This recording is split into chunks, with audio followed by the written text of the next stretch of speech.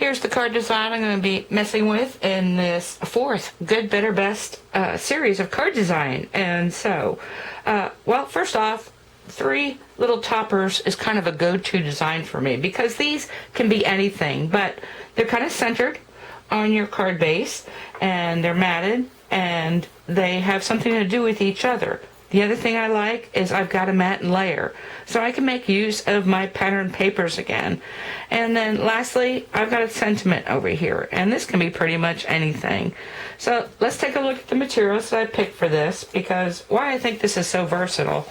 Like I said, those little squares can be anything. They could be 3 related objects, but this is a picture-perfect pad from Hunky Dory, and every one of these designs, you got 4 pages of each, have these little elements, and what do you do with those? So I picked out a page, and it is this one. So I've got 8 little squares. They're 2-inch squares in here, but you could shrink them or make them larger depending on your base card size, and we'll talk about that. So I've already chopped them up a little bit, and then the next thing to do is find some coordinating materials. So I've got those picked out. I was actually looking for wood, and so for this layer I went with a cork because construction and cork works well. And then I matched a yellow, so I've got a real subtle pattern yellow that goes with it, and then I've got a solid to do my mats. And then for my sentiment, I'm going to stamp it this time for this piece, and so I've got a stamp that comes from, I think, Tattered Lace, and I've got my classic blue, which matches this. So let me cut those materials out, and then, like before, I'm going to show you photos of how those are all layered up. And we're going to talk about the sizes, specifics, and color balance.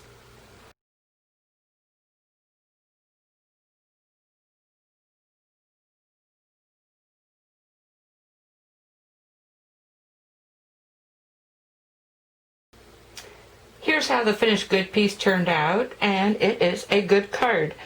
Talk about sizes a little bit. This is a 4.5 wide by 7-inch a tall bookfold, so it's going to come like this.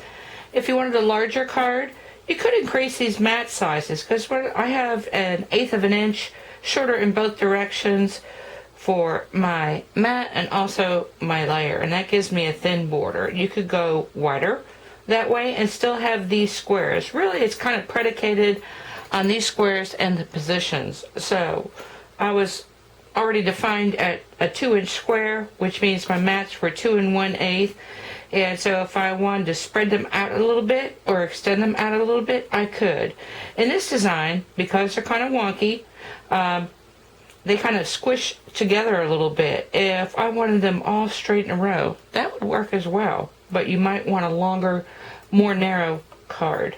And then the inside, I'm going to finish it up with just some of the same elements. So I've got a strip of that cork and then 2 squares in the same colors that I've used here. Now, what I want to do next is, well, let's introduce the envelope. So I'm just going to use craft. I might cover with cork depending on how much paper I've got left over. Let me leave photos of this, and then we're going to talk about what we're going to do to make it better and more interesting.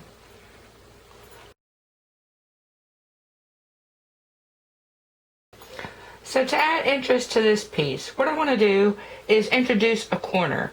And so I've tried some sizes, and really the only rule for this little better addition or interesting addition is that it cut across this element that you've got, in this case, at the top. You could introduce a corner over here and do the same thing. But for balance purposes, because I've got the sentiment here, and I've got these elements here, I've tried a couple corners out, and so I want it to stick out pretty well, because what I'm going to do, instead of just adding another layer of cork, I'm going to cut this layer.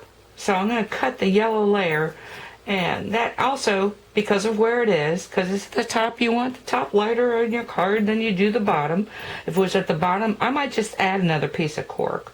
So let me cut this. I'm going to show you a photo of the materials, and I'll be back with the better piece. This is how the better piece finished out compared to the good, and it's just so funny how such a simple little change can make such a dramatic difference. And so, well, first off, I used different squares. Everything's the same proportions, and actually they're almost exactly in the same place as far as their relation to one another. I did switch this to brown only because when you do something with this corner, you want to make sure you've still got balance. Yeah, so I think when you see the good, better picture, definitely an improvement and adds more interest. And then on the inside, of course, I've got that leftover corner. Might as well just do that for the interior of my card. Okay, now for best, what I want to do is kind of step back and think where I want to go with this. And first off, I'd like to embellish this corner a little bit. And also, I want to bring back my blue a little more. So, I'm going to prep those materials. Again, I've got 3 different squares, but that really doesn't matter. And the other thing I want to do is make my middle square kind of stand out a little bit from the other 2. This one, I mean, every image is pretty much the same, but it'll still make a difference as far as balance and bringing my colors in. So I'll take photos of this, and then I'll be back with the finished best piece.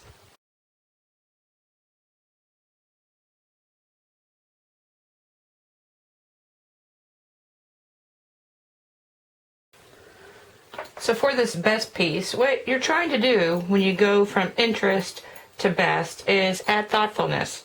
And so I was placing the pieces, so I want to talk about this corner. It's definitely more interesting than this corner. And, just adding the blue in here. Of course, I brought the blue back over here, and so I wanted to bring some brown. I could have done some stamping on both corners, so I could have done some blue stamping and some brown stamping in here.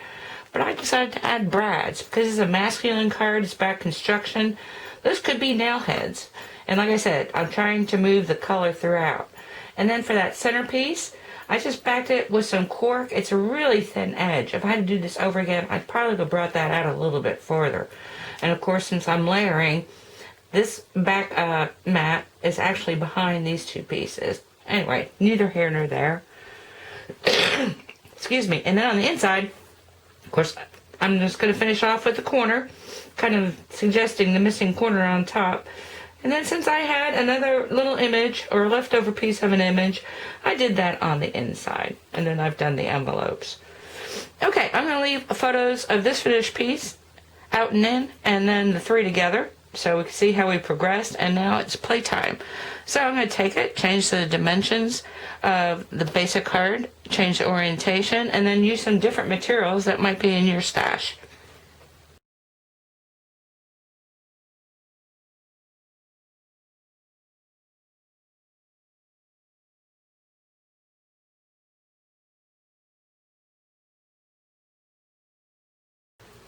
For this first play piece, I've chosen to turn it, so now I've got a wide tent fold. I've got my 3 focal elements coming across, kind of from bottom left to top right. The other thing is that this center element of my focal is a heat embossed because I wanted to make it feel comfortable with my dazzles. And the other thing is I've added a silver border here also to make this a little more cohesive. Now, I did switch because this is a 5x7 now, so I've got a little more width on this card than I did on my sample pieces. And so I used 3 rectangles, and for the most part, they're really just colors other than the fact that I heat embossed that sentiment. And then this corner element, which I added as part of the better, I kind of lost the impact of that because I put dazzles on it. Still, it is a pretty piece. And so, again, it's kind of a masculine card because these little better best principles are good for your male makes. And then the inside just kind of used another dazzle, again, bringing back my corner. And so that's how this turned out. Okay, what I want to talk about next, I actually had a card that was kind of the same as this design, except they're all in a row. And now I want to do my better best principles to manipulate this, and I'll be back with that piece.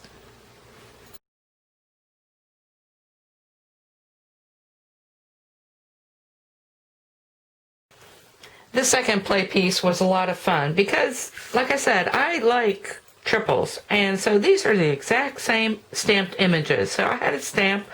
I did this piece. It's about, 4.5 by 6. So I made that. And then to make the silver comfortable, I put in these dolphins, which really don't work. I mean, it works as far as colors, but not so much for the finished piece. And so I've got this, and I've got my sketch, and I know my better best. Well, first off, this is already kind of layered up and made different from the other two on the card front. But let's throw in that corner. And I want to put the drama back. And so first off, I matted on silver. Instead of revealing the silver, I threw in a piece. I have the sand stamp. And so this is all red and white. And so I just stamped that corner, a white corner, tucked it in there, added a couple mats behind these two pieces. So this one still stands out. If I wanted to, some little watercolor for this middle crab would have worked. But then on the sentiment, of course, I'm just going to go with white to balance my white corner. And then I didn't need the dolphins. And then the inside, of course, I'm just going to finish up with a corner. So I don't do many stamp samples, only because a lot of the little tweaks and changes I do really don't work for stamp pieces, but this one does. So I'll leave finished photos of that. We're going to move into the next piece.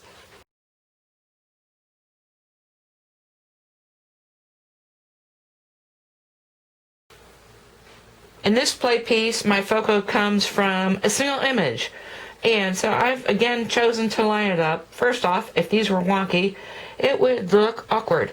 And so the other thing is, if you've got an image that's realistic like this, you would actually take out those portions that divide this up. Otherwise, the proportion of your finished piece would look kind of strange. If this were a collage or a busier image, you could probably just slice and separate. Now the other thing, I chose to line them up again. So same. If you watched that last video, when you've got something straight like this, an interesting thing is to move it off center. And so I've done that. And then before I sliced up this image, I picked out that tag, cut it out, matted it, and put it here. For my corner treatment, of course, I'm just going to cut off my panel, and then I introduced a die cut to make this corner. So that's interesting. And then since I have a die cut here, I can add a die cut as my sentiment. And that's how this turned out. Of course, on the inside, I've just got my leftover corner. I had some additional pieces or daisies that I could put here. So I did corner to corner on the inside, and then I did my matching envelope. Now, for my next play piece, I'm going to do kind of the same thing. I'm going to take an image, a single image. Let me see, make sure there's no glare. Maybe this way. But I don't want to cut off any feet and hands. And so I'm going to come across with a square cutting die and make 3 pieces out of this. And we'll see how that progresses. I'll leave photos of that, and I'll be back with this finished piece.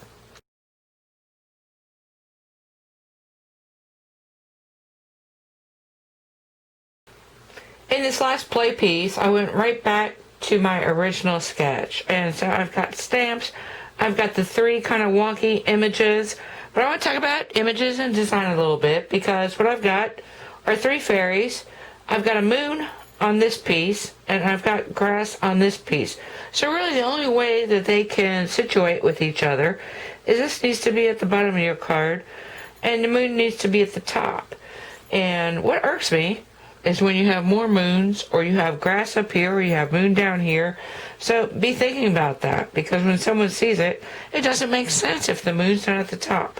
Now, I could have gone a wide tent with the moon, or this image over here, and then this one probably out, and this one pointing to a sentiment. But the other thing is, I've got each of my fairies pointing into the center of my card, and you want that also.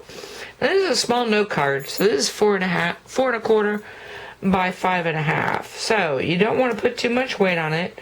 The other thing I didn't introduce is when you cut this corner, you've got an edge. And so I used a cutting die to kind of cut out some stars and sprinkle them across my card. So edges, I'm actually going to talk about that more in the next piece, which is going to be Good, Better, Best Series 5. So we're going to deal a lot with an edge and what you can do with it. On the inside, I've got plenty of these papers, so I'm just going to, first off, edge cut this corner and then introduce that sentiment, which I cut off my little book page. So I made really good work of that. So let me take photos of this finished piece, and then I've got some last little minute makes to show you.